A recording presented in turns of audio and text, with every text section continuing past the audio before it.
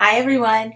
Dr. Clauselle again back to talk to you today as we delve into the intriguing world of limerence and uncover the neurological aspects that drive this intense emotional experience. Through advanced research and scientific exploration, we have learned a lot about this dynamic and how it impacts relationships. But before we get into it, please, if you're enjoying this content, subscribe to this channel so you know when I upload new information. And please hit the like button. It helps people find this channel and helps me know a little bit more about what you guys want to hear and what you don't really care about. All right, so let's get back into it. The science behind limerence. What does that mean? It really means understanding the brain's response to romantic infatuation. Limerence is a psychological term coined by Dr. Dorothy Tennov in 1979, and it describes the state of being in love or infatuated with someone. This intense feeling is driven by dopamine, serotonin, and adrenaline, creating a euphoric sensation and like obsessive thoughts about the object of your affection. I like to say it's like a love cocktail going on in your brain. Through neuroimaging studies, we have now been able to see what the brain looks like in love and reveal the intricate chemical pathways involved in this captivating experience.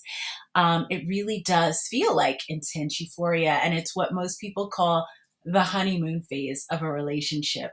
And you just feel really attracted and really drawn towards your person. Where it goes bad is when someone feels this way, and it becomes obsessive thoughts and fantasies about your person.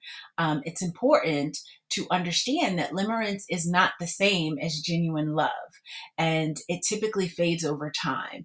Most adults know this. Most people know that the honeymoon phase gradually ends, and then you really get into the meat of the relationship.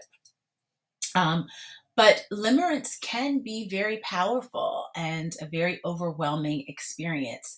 And often, sometimes, it can lead to intense emotions and irrational behavior. As a psychologist, I believe that understanding limerence is crucial in managing relationships and one's own mental well being. By recognizing the signs and symptoms of limerence, individuals can work towards finding a healthy balance in their romantic pursuits. So, some signs that your limerence might be unhealthy include obsessive thoughts about the person, neglecting other important aspects of your life, feeling anxious or distressed when you cannot be with your person, and like doing things like constantly checking their social media or tracking their whereabouts. It's important to recognize these signs and seek out help if you are experiencing them or unable to control these behaviors, as they can, again, lead to emotional turmoil and impact your overall mental health. Um, and again, everybody goes through that in love phase, that honeymoon phase. And let's be honest, it feels great. That's why people love love and love to fall in love. It's when it becomes obsessive or it causes you to do irrational things, or when you are making decisions based on limerence, not realizing that it's not genuine love, because genuine love takes time to build, right?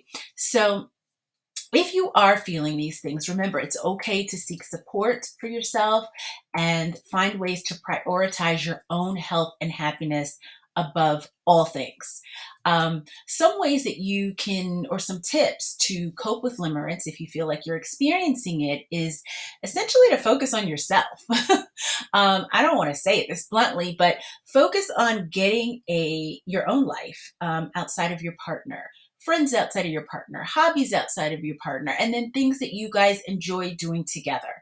Now, sometimes it can be challenging finding a balance of alone time and together time, and that's something that you really want to work out. That's like part of getting into the meat of the relationship: how much we're going to do alone, how much we're going to do with our friends, how much we're going to do together. But it's very important that you develop your own life, your own self-awareness, your own self-care, and your own self-love. Engage in activities that bring you joy and fulfillment.